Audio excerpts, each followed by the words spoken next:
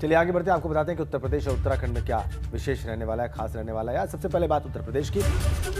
BJP के सभी क्षेत्रीय अध्यक्षों को आज बीजेपी प्रदेश मुख्यालय बुला लिया गया है। दोपहर में बीजेपी मुख्यालय पर यह अहम बैठक होगी सरकार और संगठन के बीच। कई मायनों में यह खास मानी जा रही है। यूपी की सियासत में आज बड़ा दिन है, बीजेपी कोर ग्रुप की बैठक है। इसके बाद संगठन और सरकार की भी बहुत बड़ी बैठक है, तो ये आज बड़ी खबर पर हमारी नजर रहेगी। इसके अलावा लखनऊ में सीएम योगी टीम 9 के साथ बैठक करेंगे सुबह 10:30 बजे। 1 जून से जो टीकाकरण का अभियान शुरू हो रहा है, मेगा वैक्सीनेशन का, उस पर मंथन होगा। सरकार की तैयारी है कि जून में 1 करोड़ लोगों का टीकाकरण किया जाए उत्तर प्रदेश में। ये बड़ी योजना होगी। इसके अलावा कांग्रेस का प्रदेश व्यापी डिजिटल धरना आज है।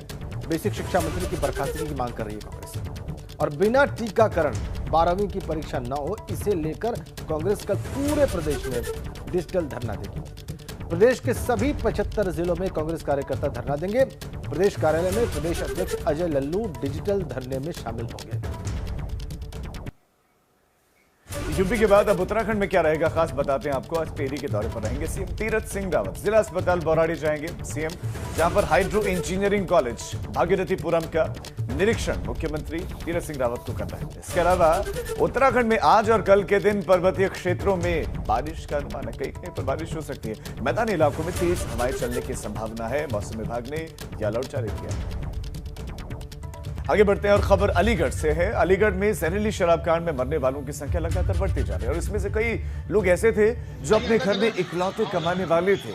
अब उनके जाने के बाद परिवार में महिलाएं और बच्चे बचे हुए हैं, और इनके सामने रोजी रोटी की समस्या खड़ी हो गई। ऐसे में ये सभी लोग अलीगढ़ के कलेक्ट्रेट में पहुंचे और डीएम के ना मिलने पर एसडीएम को फोन पर अपनी समस्याएं बताई। इनको पूर्व सपा विधायक जमीर उल्लाह अपने साथ लेकर आए थे, और इनमें से ज्यादातर उन लोगों के परिवार के लोग थे जिनका पोस्टमार्टम के बिना ही अंतिम संस्कार कर दिया गया था।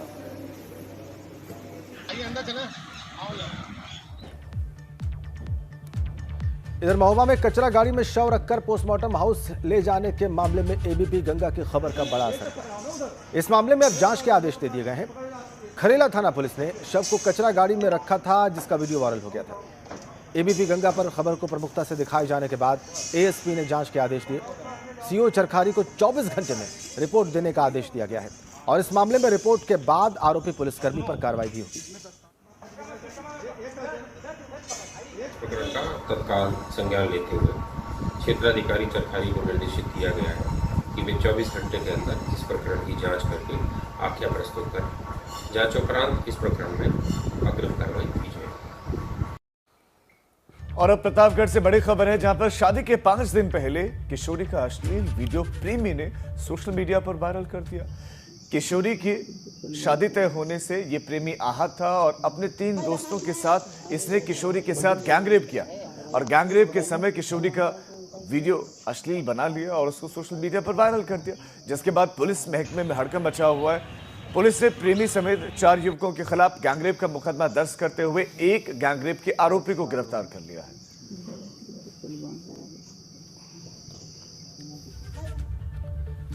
अगली खबर हमीरपुर से है। यमुना पुल पर लड़की का हाई वोल्टेज ड्रामा दिखाई दिया। पुल के नीचे लगी रेलिंग पर घंटों बैठी रही लड़की, और राहगीरों की सूचना पर पहुंची पुलिस ने समझाकर उसे ऊपर बुलाया। लड़की के ड्रामे का वीडियो वायरल हो गया। ये सारा मामला है सदर मुख्यालय के यमुना पुल पर। देखिए आप।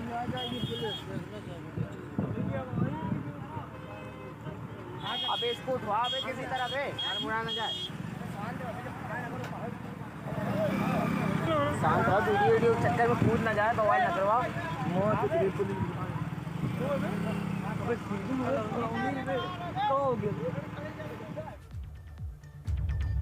अलीगढ़ में ड्रग विभाग ने बड़ी कार्रवाई की है। 2 करोड़ की अवैध दवाओं के साथ एक आरोपी को गिरफ्तार किया गया। मेडिकल के लाइसेंस से गोदाम में 2 करोड़ का माल इकट्ठा करके रखा गया था। इसमें ट्रामाडोल और कोडीन जैसी दवाइयां इकट्ठा करके रखी गई थी। जखीरा बरामद किया गया है। अवैध दवाओं की सूचना पर गठित मंडल की एक टीम यहां पर पहुंची, छापेमारी हुई, और ये उजागर हुआ है खेल। सब खुला हुआ है डिब्बा, उधर खुला हुआ। चलिए आगे बढ़ते हैं। अगली खबर हम सुपरफास्ट अंदाज में दिखाएंगे। बिल्कुल, और बुंदेलखंड के हिस्से की खबरें आपको दिखाएंगे। चलिए शुरू करते हैं। महोबा से इंसानियत को झकझोर देने वाला पुलिस का अमानवीय चेहरा सामने आया। शव को कूड़ा करकट वाली गाड़ी में लाद कर पोस्टमार्टम के लिए भेजा गया।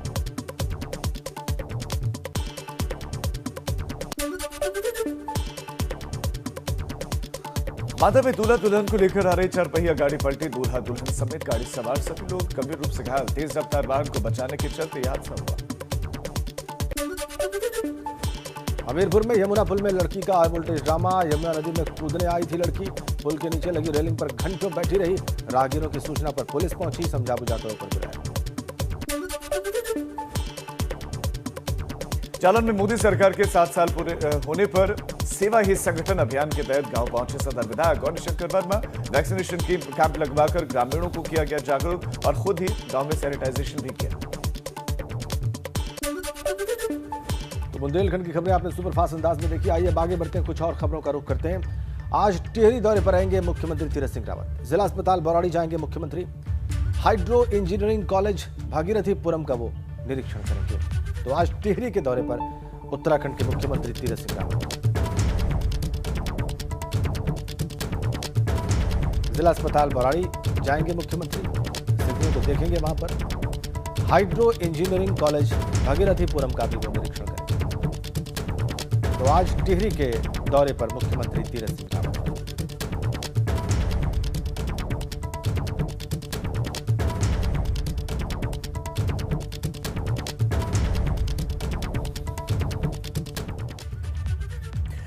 तीरथ सिंह रावत जब से उत्तराखंड के मुख्यमंत्री बने हैं तब से ही अपने बयानों को लेकर चर्चा में बने हुए हैं। अब एक बार फिर सीएम तीरथ सिंह रावत अपने कैसे ही बयान को लेकर चर्चा में आ गए और इस बार उनकी जुबान फिसल गई और उन्होंने दावा कर दिया कि उत्तराखंड में आजादी के बाद से कभी चीनी नहीं दी गई।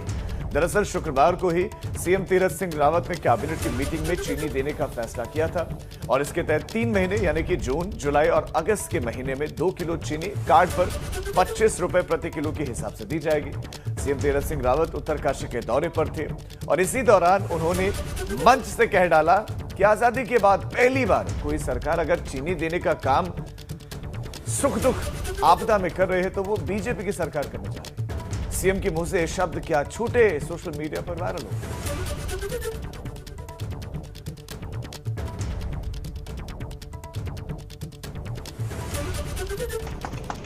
और चीनी कभी नहीं मिली जब से देश आजाद हुआ। किसी भी दुख में, कष्ट में, कभी भी आपदा में नहीं मिली। हम चीनी भी 3 महीना दे रहे हैं, कल ही मैंने कैबिनेट में पास किया। और चीनी कभी नहीं मिली जब से देश आजाद हुआ। किसी भी दुख में, कष्ट में, कभी भी आपदा में नहीं मिली। हम चीनी भी 3 महीना दे रहे हैं, कल ही मैंने कैबिनेट में पास किया। और चीनी कभी नहीं मिली जब से देश आजाद हुआ। किसी भी दुख में, कष्ट में, कभी भी आपदा में नहीं मिली। हम चीनी भी 3 महीना दे रहे हैं, कल ही मैंने कैबिनेट में पास किया। अपने गौर किया। चीनी के अलावा उन्होंने यह भी बताया कि कल ही उन्होंने कैबिनेट में पास किया। उधर सीएम तीरथ रावत के चीनी वाले बयान पर कांग्रेस की प्रतिक्रिया सामने आई है। कांग्रेस का कहना है कि उसके वक्त में चीनी 13.5 रुपए प्रति किलो मिलती थी। राशन कार्ड पर 13 रुपए 60 पैसे किलो जो है चीनी जो है उपभोक्ता को मिलती थी। बड़ा अफसोस है कि मुख्यमंत्री को ज्ञान ही नहीं है। कह रहे आजादी के बाद कभी आज तक चीनी नहीं मिली, मैं ही चीनी दे रहा हूं और वो भी 3 महीने के लिए। ये ज्ञान का अभाव नहीं तो और क्या है। या तो मुख्यमंत्री जी ने कभी राशन कार्ड इस्तेमाल नहीं किया, यहाँ पर हमने तो रोज राशन कार्ड इस्तेमाल किया है। जब तक केंद्र में और राज्य में कांग्रेस की सरकार रही तब तक जो है गरीब आदमी को 13 रुपए 60 पैसे किलो जो है चीनी मिलती थी। हालांकि गलत कहा, हमें अपने बचपन का याद है। कम मिलती थी पर चीनी मिलती थी राशन की दुकानों में।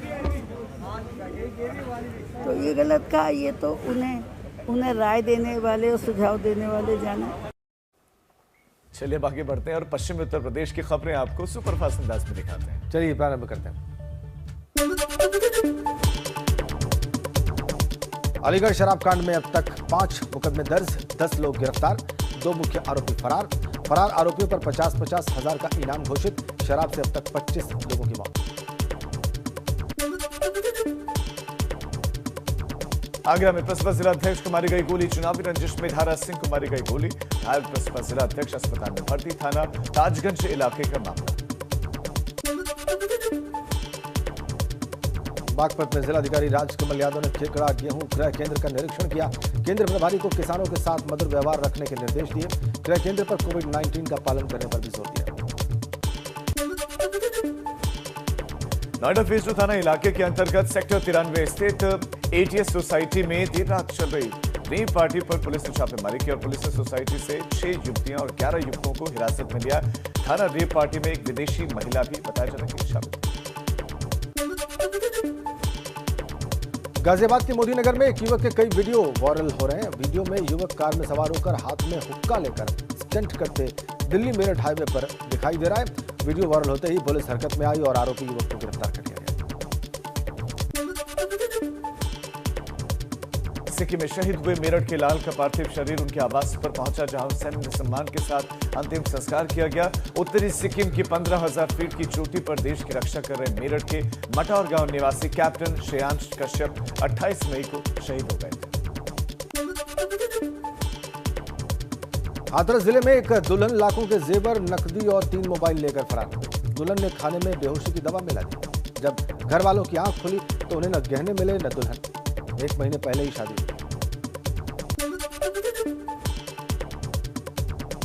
कासगंज में जमीन विवाद को लेकर सगे ताऊ ने भतीजे की सहयोगियों के साथ मिलकर गोली मारकर हत्या कर दी। हत्या को उस वक्त अंजाम दिया गया जब वो खेत पर तरबूज की फसल रख रहा था। पुलिस ने 5 लोगों के खिलाफ मुकदमा दर्ज कर दिया।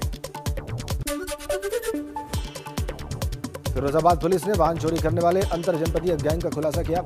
मोटरसाइकिल चोरी की घटनाओं पर अंकुश लगाने के लिए पुलिस ने 4 बदमाशों को गिरफ्तार किया है। इनके पास से 12 मोटरसाइकिल, 1 एक्टिवा, 1 किलो चरस और असलहा बरामद हुआ है। मामला थाना उत्तर क्षेत्र का है। मुजफ्फरनगर के कोतवाली इलाके में कलयुगी टीचर ने उस समय इंसानियत को शर्मसार कर दिया। टीचर ने 16 वर्षीय नाबालिग छात्रा के साथ बलात्कार की वारदात को अंजाम दिया। आरोपी टीचर ने वीडियो भी मोबाइल में कैद किया। 2 महीने तक छात्रा के साथ रेप की वारदात को अंजाम देता रहा। उत्तराखंड की खबरों का रुख करते हैं। देहरादून स्थित कांग्रेस प्रदेश कार्यालय पर कांग्रेस प्रदेशाध्यक्ष प्रीतम सिंह के नेतृत्व में कांग्रेस के कार्यकर्ता मौन उपवास पर रहे। कांग्रेस ने बदहाल स्वास्थ्य सेवाओं और बढ़ती महंगाई के विरोध में 1 घंटे का मौन रखा और इसके साथ ही पूरे जिले में शहर में ब्लॉक स्तर पर कांग्रेस ने मौन उपवास रखकर सरकार पर निशाना साधा। हल्द्वानी के बुद्ध पार्क में नेता प्रतिपक्ष इंदिरा हृदयेश ने कांग्रेस कार्यकर्ताओं के साथ मौन उपवास रखा। देश और प्रदेश में बढ़ती हुई महंगाई के विरोध में है, आपके सामने है। सत्ता में बैठे हुए लोगों ने वादा किया था कि हम सरकार में आएंगे तो हम महंगाई को कम करने का काम करेंगे, लेकिन महंगाई अपने चरम पर है। गरीब आदमी का जीना दूर अब हो गया है। दूसरी बात जो है, कोरोना की महामारी और ब्लैक फंगस की महामारी से सरकार निपटने में पूरी तरीके से विफल साबित हुई है। कोई व्यवस्थाएं समय रहते हुए सरकार नहीं कर पाई, जिसकी वजह से कोरोना और ब्लैक फंगस के माध्यम से जो हज़ारों हजार लोगों की जो अकाल मृत्यु हुई है, इन मृत्यु के लिए अगर कोई जिम्मेदार है तो उत्तराखंड की सरकार जिम्मेदार है। महामारी आई वो एक बात है, महामारी को हटाने के लिए जो प्रयास करना चाहिए था, ये काम देश की सरकार और राज्य की सरकार था। दोनों ही सरकारें इसमें फेल हो गई। आज आदमी एक तो कोरोना के नाम से पीड़ित है। पहले तो बेड ही नहीं मिल रही थी, अब सारी बेड खाली है। जो नया भी बनाने जा रहे हैं उसमें भी नहीं। ऑक्सीजन की जो कमी हुई वो सरकार की लापरवाही और सही मैनेजमेंट ना होने के कारण हुआ। उसकी कमी से भी तमाम लोग मारे गए। तो कांग्रेस का ये मौन उपवास, जिसमें बढ़ती महंगाई हर किसी को परेशान करे। जेब पैसा है नहीं, इनकम है नहीं, लेकिन खर्चा बहुत ज्यादा है, आम लोग बहुत परेशान हैं और ऐसे में विपक्ष ने भी इस मुद्दे को उठाया है और मौन उपवास रखा।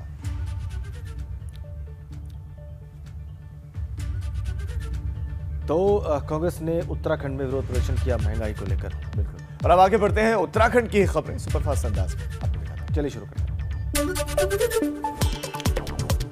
मोदी सरकार के 7 साल पूरे होने पर भाजपा की तरफ से राशन और दवाइयों की किट बांटी गई। बीजेपी प्रदेश अध्यक्ष मदन कौशिक और प्रदेश प्रभारी दुष्यंत गौतम की मौजूदगी में राहत सामग्री बांटी गई। उत्तराखंड में बीजेपी की तरफ से सेवा सप्ताह अभियान चलाया जा रहा है और इसी पर कांग्रेस ने सवाल उठाए हैं। कांग्रेस का कहना है कि बीजेपी हमेशा चुनावी मोड में रहने वाली पार्टी है और इस वजह से चुनाव नजदीक आते ही बीजेपी डैमेज कंट्रोल में जुट गई।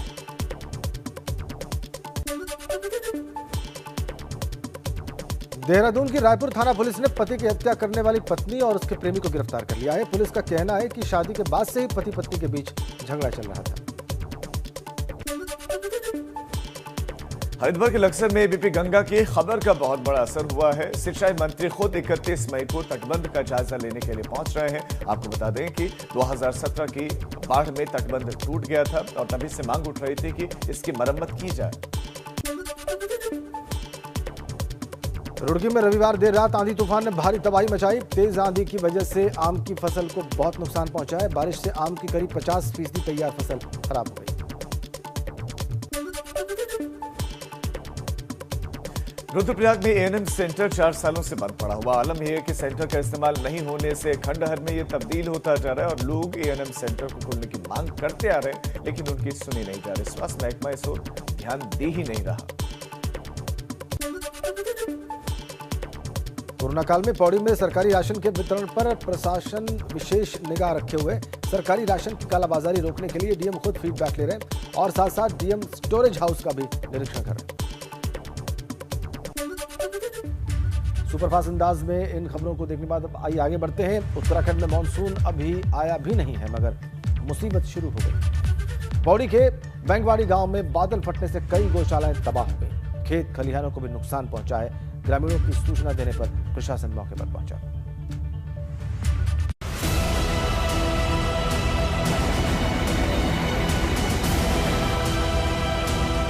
पौड़ी के आमसिरा इलाके में आसमानी आफत बरसी है। बैंगवाड़ी गांव में बादल फटने से हर तरफ तबाही का मंजर नजर आ रहा है। ग्रामीणों की माने तो रविवार सुबह करीब 3:30 बजे बादलों की कड़कड़ाहट की आवाज सुनाई दी और फिर जोरदार बारिश होने लगी। मौसम में कंटिन्यू बरसात हो रही है तो बादल फटने की एक घटना यहाँ पे हमारे बैंगोड़ी गांव के बगल के गदेरे में हुई है, जो 3:30 बजे के लगभग हुई है, जिससे कि यहाँ पे पूर्व प्रधान जो अनुज ममगाई जी का घर था और एक भरतलाल जी का घर है वो अभी सुरक्षित है और उनकी गौशाला थी, उससे हमने 3 गायें भी सकुशल निकाल ली हैं ग्रामीणों ने।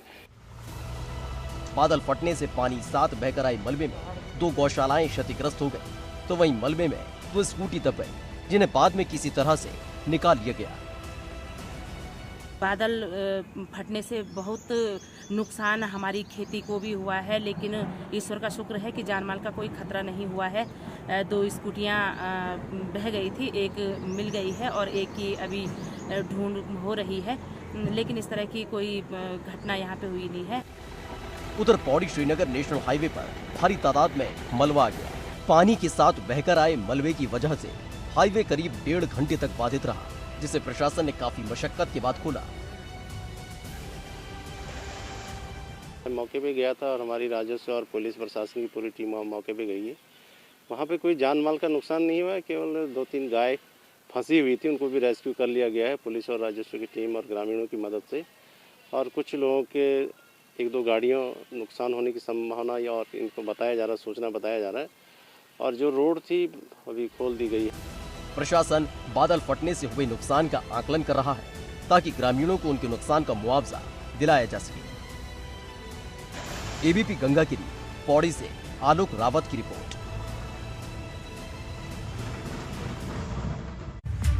और इसी खबर के साथ इस बुलेटिन गंगा सवेरा में फिलहाल इतना।